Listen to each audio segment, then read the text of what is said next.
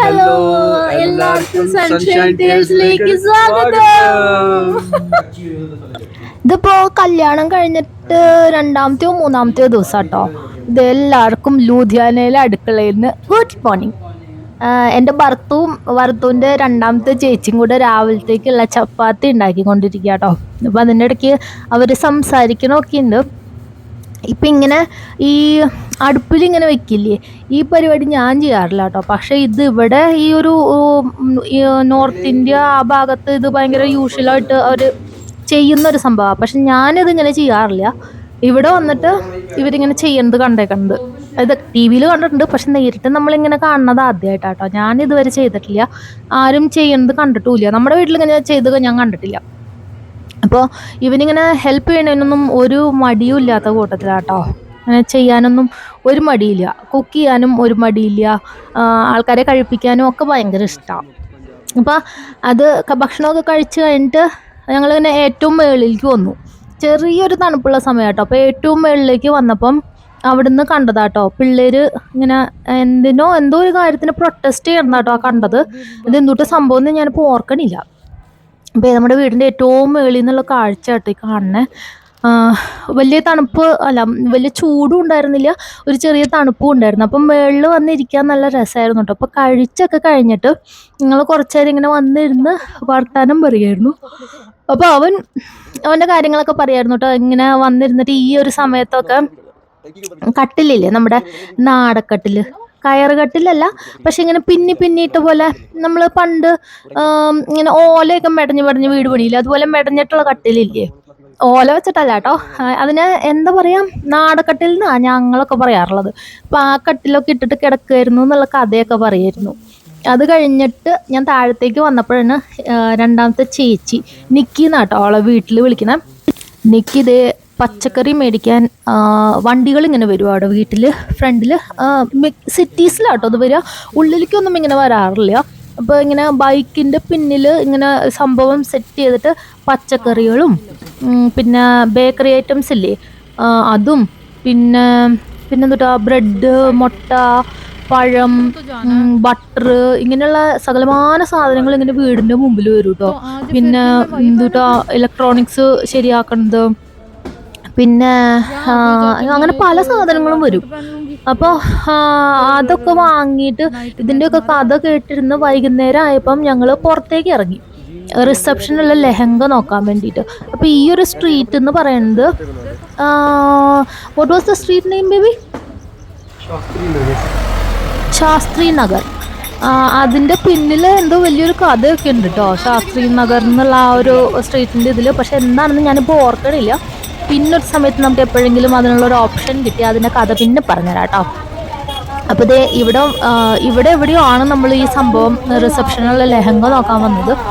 ഇപ്പോൾ ജഗ്മോൻ്റെയും പപ്പയുടെയും സൂട്ട് തുന്നാൻ കൊടുത്ത് മേടിക്കാൻ വന്നതാണ്.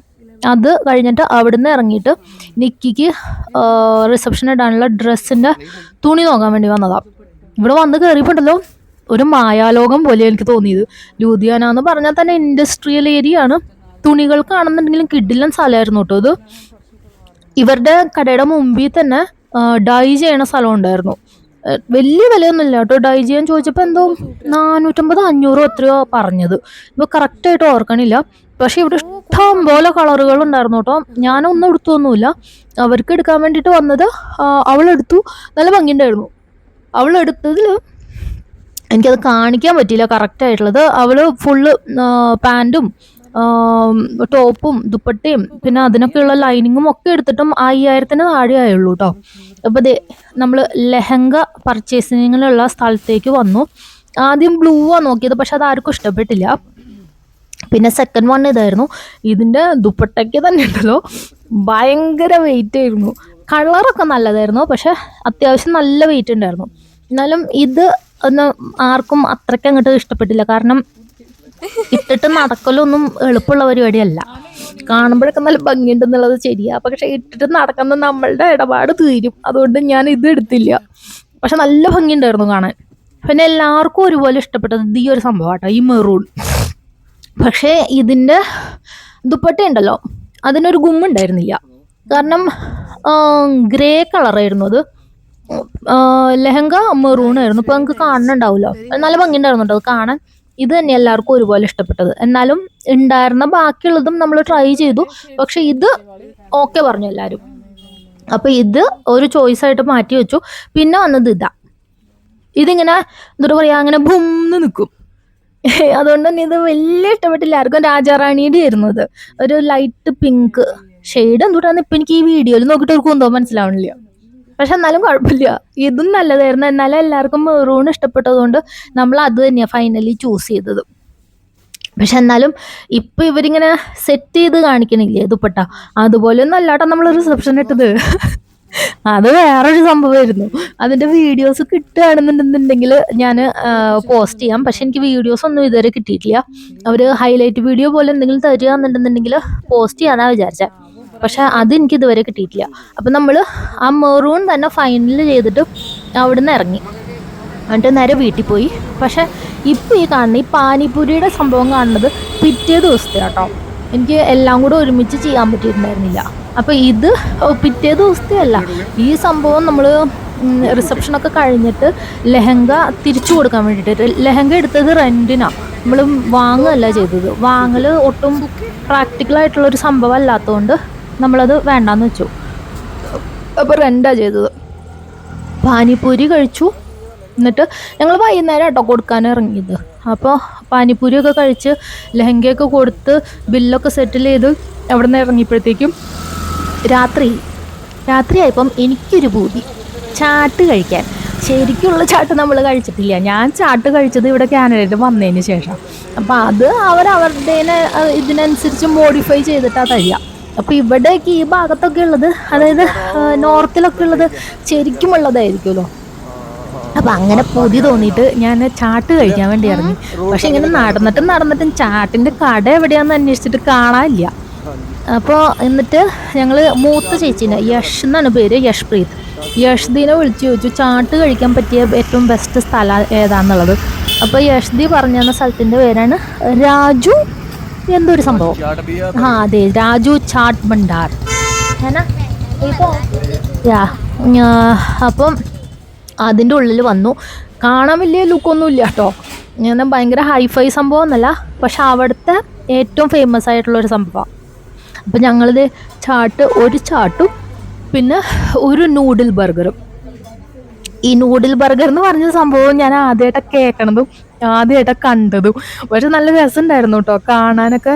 ബർഗർ ഒരു സൂപ്പറായിട്ടാണ് ഉണ്ടാക്കുന്നത്, നല്ല രസമുണ്ട്. ഇങ്ങനെ ബട്ടറിൽ ഇങ്ങനെ നല്ലോണം ടോസ്റ്റ് ചെയ്തിട്ട് അതിൻ്റെ ഉള്ളിൽ എങ്ങനെയാണ് ആ ബർഗർ ഉണ്ടാക്കണേന്നുള്ളത് എനിക്ക് മനസ്സിലായില്ല. പക്ഷെ എന്നാലും കാണാൻ നല്ല രസമുണ്ടായിരുന്നു സംഭവം കൺമുമ്പിൽ വന്നപ്പോൾ. സത്യം പറഞ്ഞാൽ ഇവിടെയുള്ള ചാട്ട് കഴിച്ച് ഇവിടുത്തെ ചാട്ടിൽ അവർ തക്കാളിയും ഉള്ളിയും ഒക്കെ കുനുകുനാന്നരിഞ്ഞ് അതിൻ്റെ മുകളിൽ മല്ലിയിലേക്ക് ഇട്ട് അങ്ങനെയൊക്കെ തരാം. സോസും കാര്യങ്ങളൊക്കെ, അതായത് നമ്മുടെ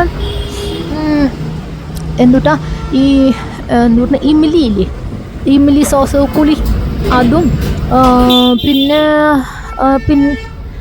ഗ്രീൻ സോസും മിൻറ്റ് സോസും അതൊക്കെ ഇട്ടിട്ടാണ് തരിക. പക്ഷേ ഇവിടെ അത്രയ്ക്ക് ആർഭാടങ്ങളൊന്നും ഉണ്ടായിരുന്നില്ല, സിമ്പിളായിട്ടുള്ള സംഭവമായിരുന്നു. എനിക്ക് ഇവിടെ ഉള്ളത് കഴിച്ച് ഇവിടുത്തെ ടേസ്റ്റ് പിടിച്ചതുകൊണ്ട് ഒറിജിനൽ കഴിച്ചിട്ട് സത്യം പറഞ്ഞാൽ എനിക്ക് അത്രയ്ക്ക് അങ്ങോട്ട് പിടിച്ചില്ല.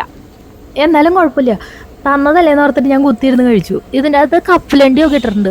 പക്ഷെ ഇവിടെ കിട്ടണേൽ, കാനഡയിൽ കിട്ടണേലൊന്നും കപ്പലണ്ടി ഒന്നും ഉണ്ടാവാറില്ല കേട്ടോ. പക്ഷെ ഇപ്പോഴത്തെ വീഡിയോയിൽ ഇത് കണ്ടിട്ട് എനിക്ക് വായിൽ വെള്ളം വരുന്നുണ്ട്, അത് വേറെ കാര്യം. ഇനി അടുത്ത കൊല്ലം ഇങ്ങോട്ടൊക്കെ പോകുമ്പോഴേ ഈ സംഭവമൊക്കെ കഴിക്കാൻ പറ്റുള്ളൂ. ഇവിടുന്ന് എന്തായാലും നമുക്ക് ഇതൊന്നും കിട്ടാൻ പോണില്ല. എന്നുവെച്ചാൽ ഇപ്പോൾ ഈ ഒറിജിനൽ സംഭവം ഒന്നും ഇവിടുന്ന് കിട്ടില്ലല്ലോ. ഇതാണ് ഞാൻ പറഞ്ഞ നൂഡിൽ ബർഗർ. കണ്ടോ, ഇതവരെങ്ങനെ സെറ്റ് ചെയ്തു എന്നുള്ള കാര്യത്തിൽ എനിക്ക് ഒരു ഐഡിയ ഇല്ല കേട്ടോ. പക്ഷെ നല്ല ടേസ്റ്റ് ആയിരുന്നു. കണ്ടോ, കണ്ടോ. ഞാൻ പോസ്റ്റ് ഇടണ്ടായിരുന്നു എന്ന് എനിക്കിപ്പോൾ തോന്നുന്നുണ്ട്. എനിക്ക് വായിൽ വെള്ളം വന്നിട്ട് പോയി, ഒരു രക്ഷയില്ല. അപ്പോൾ ഇത് എന്നിട്ട് കഴിച്ചൊക്കെ കഴിഞ്ഞിട്ട് അവിടുന്ന് നമ്മൾ നിക്കിക്ക് ആലു ടിക്കി ചാട്ടും വാങ്ങിയിട്ട് ഇറങ്ങി കേട്ടോ. ഇപ്പോൾ ഈ കാണുന്ന നെല്ലിക്ക ഉണ്ടല്ലോ, അത് ഞാൻ പിറ്റേ ദിവസം ഷൂട്ട് ചെയ്തിരിക്കുന്നതാ. ഇത് യഷ്ദിയുടെ വീട്ടിൽ വന്നതാട്ടോ. അപ്പോൾ ഇത് നെല്ലിക്ക, ഞാൻ സത്യം പറഞ്ഞാൽ നെല്ലിക്ക മരത്തിലുണ്ടായി കിടക്കണത് ആദ്യമായിട്ടാണ് കാണുന്നത്. നമ്മുടെ നാട്ടിൽ കണ്ടിട്ടില്ല എന്നല്ല, ഞാൻ ഇതുവരെ ഇങ്ങനെ നേരിട്ട് കണ്ടിട്ടില്ല. അരി നെല്ലിക്ക ഉണ്ടായി കിടക്കണ കണ്ടിട്ടുണ്ട്, പക്ഷെ നെല്ലിക്ക ഇങ്ങനെ നേരിട്ട് ആദ്യമായിട്ടാണ് കാണുന്നത്. എന്നുവെച്ചാൽ തെറ്റിദ്ധരിക്കരുത് കേട്ടോ. നേരിട്ട് മരത്തിൽ ആദ്യമായിട്ടാണ് കാണുന്നത്, നെല്ലിക്ക് നേരിട്ട് ആദ്യമായിട്ട് കാണണമെന്നല്ല ഞാൻ ഉദ്ദേശിച്ചത്. അപ്പോൾ ദേ ഇതാണ് യഷ്ദി. അപ്പോൾ ചേച്ചി എൻ്റെ അടുത്ത് ഇങ്ങനെ ഓരോ കഥകളൊക്കെ പറഞ്ഞുകൊണ്ടിരിക്കുന്നത്, എന്തുട്ടാന്ന് ഞാൻ ഓർക്കണില്ല. ദാ പിന്നിൽ കേൾക്കുന്നത് മുഴുവനും ഓസ്കറിന്റെ ഒച്ചയാണ് കേട്ടോ. ബൗ ബൗ ബൗ എന്നും പറഞ്ഞിട്ട് അവൻ വായ അടത്തിട്ടില്ല. ദേ ഇവിടെ നിൽക്കുന്നത് മുഴുവൻ എരുമക്കുട്ടികളാണ്. ഇതാ ഇങ്ങനെ കമ്പി ഇങ്ങനെ വളച്ച് കെട്ടിയിരിക്കണതിൻ്റെ ഉള്ളിലൊരു കുഞ്ഞിത് കിടക്കണ കണ്ടോ. ധന്നോ എന്നാണ് അവളുടെ പേര്. ഇപ്പം ഉണ്ടായിട്ടുള്ളൂ, ഞാൻ കാണുമ്പം 2 ദിവസമേ പ്രായമായിട്ടുള്ളൂ കേട്ടോ. കുറച്ച് ഞാൻ അവിടെ നിന്നിട്ടൊന്ന് കൊഞ്ചിച്ചൊക്കെ കഴിഞ്ഞപ്പോൾ കുറച്ച് കഴിഞ്ഞപ്പോൾ പുള്ളിക്കാരത്തി എഴുന്നേറ്റ് വന്ന് എനിക്ക് എണീക്കാനൊക്കെ പറ്റും എന്ന് കാണിക്കാൻ വേണ്ടിയിട്ട്.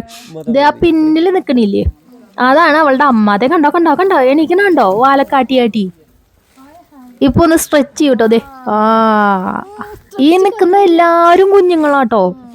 ഈ ധന്നോണ് ഏറ്റവും കുഞ്ഞിത്.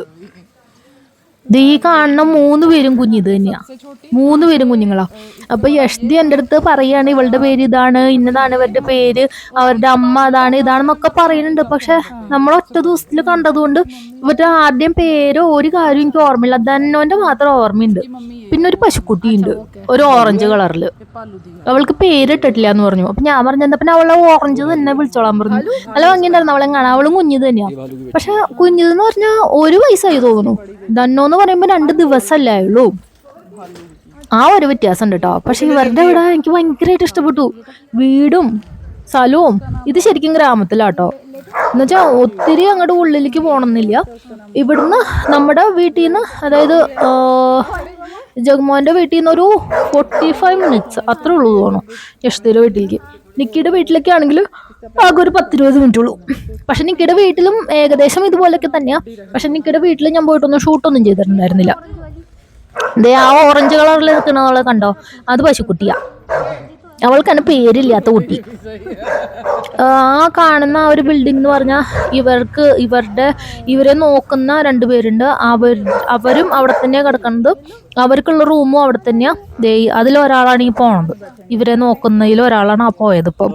ഇപ്പം അവര് കിടക്കുന്ന മുറിയും പിന്നെ ഇവർക്കുള്ള സാധനങ്ങളും എല്ലാം ആ സെയിം ബിൽഡിങ്ങിൽ തന്നെയാണ് കേട്ടോ. ഇവരുടെ ഭക്ഷണവും എല്ലാ സംഭവങ്ങളും ഒക്കെ അതിൻ്റെ ഉള്ളിൽ തന്നെയാണ്. എനിക്ക് ഇവരുടെ വീട്ടിൽ പോയിട്ടുണ്ടല്ലോ, സത്യം പറഞ്ഞ ഒരു 2-3 ദിവസം അവിടെ നിൽക്കണമെന്ന് സത്യമായിട്ടും തോന്നിയതാ. പക്ഷെ നമുക്ക് സമയം ഉണ്ടായിരുന്നില്ല. അതുകൊണ്ട് ഇനി പോകുമ്പോൾ വേണം അവിടെ നിൽക്കാൻ. വെറുതെ പറയുന്നതല്ല കേട്ടോ, കാര്യമായിട്ട് പറഞ്ഞതാ. അവിടുത്തെ ആ ഗ്രാമവും അന്തരീക്ഷവും ഒക്കെ കൂടെ നമ്മൾ സിനിമയിലൊക്കെ കാണില്ലേ, എങ്ങനെയാണ് ഉള്ളിലേക്കൊക്കെ പോണത്, ഇങ്ങനെ കുഞ്ഞു കുഞ്ഞു വഴികൾ, നിറച്ചു വീടുകൾ വഴിയിൽ. ആ സെയിം സംഭവം തന്നെയാണ്, ഒരു മാറ്റവും ഇല്ല. അങ്ങനെ തന്നെ ഇപ്പൊ ഇവരെല്ലാരും പുറത്തിറങ്ങിയിരിക്കുന്നത് വെയിൽ വന്നിട്ടുണ്ടല്ലോ. അപ്പൊ എല്ലാരും വെയിൽ കൊള്ളാൻ വേണ്ടി പുറത്തു വന്നിരിക്കണ്ടോ. ഈ പശുക്കുട്ടിയായാലും എരുമക്കുട്ടികളായാലും എല്ലാവരും അതിനു വേണ്ടി തന്നെയാണ് വന്നിരിക്കണേ. പിന്നെ ഇതിൻ്റെ അകത്തൊരു എരുമമ്മയുണ്ട്. അവൾ എന്ത് കാണിച്ചിട്ടാന്ന് പറഞ്ഞോണ്ട് അവള് കൊമ്പ് പറഞ്ഞ അവളെ ഒടിച്ചു കളഞ്ഞു. എന്നിട്ട് അത് കെട്ടി വെച്ചേക്കാണ്. പുള്ളിക്ക് നല്ല വേദനയുണ്ട്. അതുകൊണ്ട് എന്നാലും ഒരു ഉഷാറില്ലാണ്ട് നടക്കുന്നത്. ഈ വരണവളോട് കൊമ്പൊടിച്ച ആള് കെട്ടി വെച്ചേക്കാണ് കേട്ടോ. അതുകൊണ്ടാണ് ഒരു ഉഷാറില്ലാണ്ട് ഇങ്ങനെ വരണ പാവം.